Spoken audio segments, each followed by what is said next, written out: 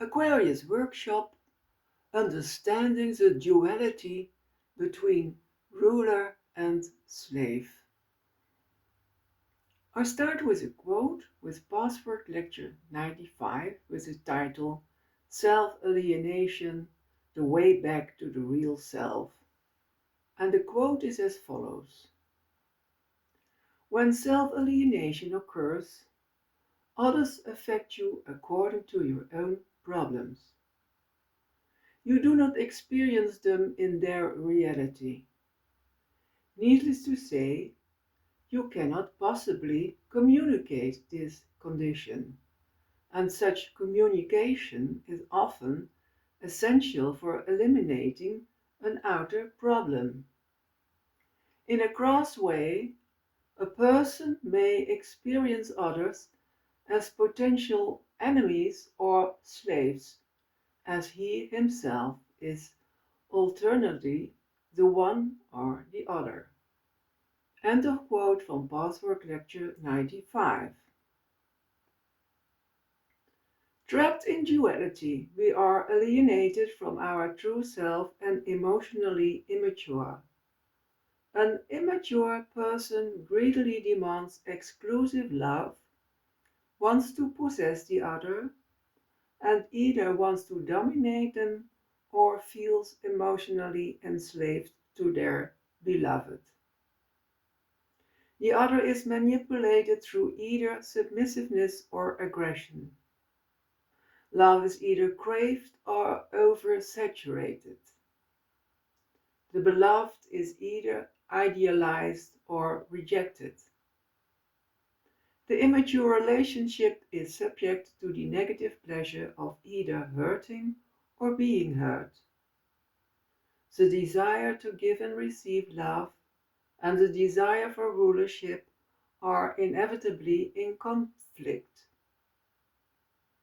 Anyone who is supposed to love us must behave like a submissive slave without free will, fulfilling all our desires instantly.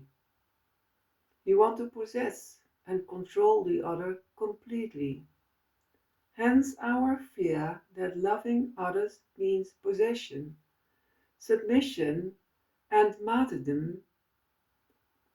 When others fail to fulfill our desires, we tend to behave with hostility and resentment, refusing to love them. When we acknowledge and abandon this childish misconception about love, we will no longer be afraid to love. We will realize that loving does not mean giving up our dignity, freedom, or authority over ourselves.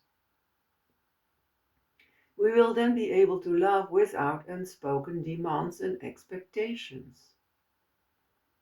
In this workshop, you will explore with a loving curiosity 3 themes of the Password Lectures regarding understanding the duality between ruler and slave. The first theme, wanting to dominate others. The immature neurotic part, the inner child, unilaterally demands an unlimited and exclusive amount of love. This demand is hidden beneath a layer of desire for approval and appreciation. The more afraid we are of loving ourselves, the greater the compelling desire to be loved.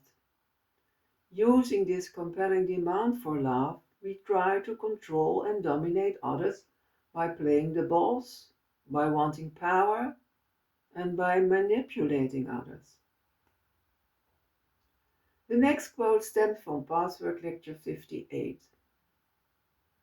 Very early, the infant realizes that happiness in the way desired is impossible.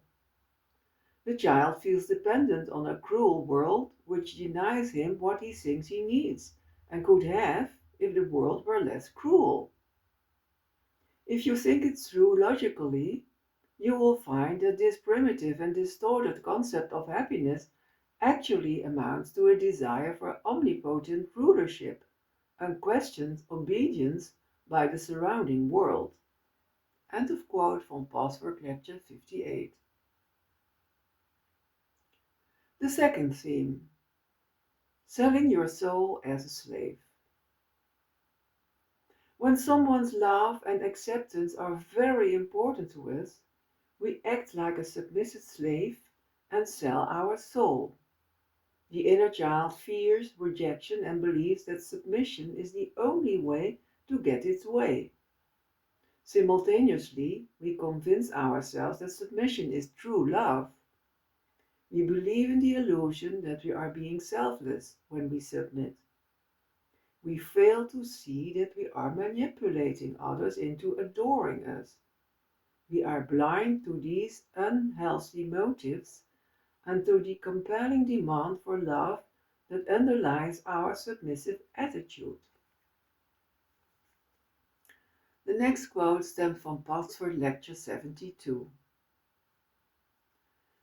The child in you makes you wish to reign supreme over those who are supposed to love you, becoming thereby hardly better than submissive slaves. Then there are times and aspects in yourself when you become a submissive slave yourself. This happens if love, acceptance, and agreement from a particular person becomes so important to you, yet while seeing that this may not be gratified. In the fear of rejection and defeat, such submissiveness seems the only alternative to getting your way. End of quote from Password Lecture 72.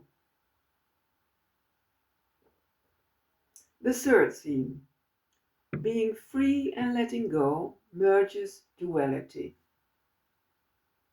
The inner child is happy when it feels pleasure and utterly enraged by pain. It lacks self-awareness, reason, logic, self-responsibility, or understanding of others. If we allow this inner child into our consciousness, care for it like a good parent, and no longer suppress it, it can mature and develop self-responsibility and care for others. Then we form an harmonious whole with others. There is reciprocity in attention and interest. We are free and emotionally independent. This is not omnipotence, because we do not rule others and we are not slaves to them. The last quote stems from Password Lecture 106. If a person is free enough not to need another in a spirit of life or death, he does not have to resent the unconscious conditions of dominance of the other. He will let go and quietly preserve his integrity. Only by fighting as to who is the stronger one, and this fight usually happens in a hidden way, does the relationship fluctuate between dominion, rebellion, submission, appeasement, resentment, etc. Both want something from each other that neither is willing to give. Both claims are distorted and unrealistic. Thus a battle evolves that overshadows the potential for a real relationship that is always free. End of quote from Password Lecture 106. I wish you peace and all the best. Thank you.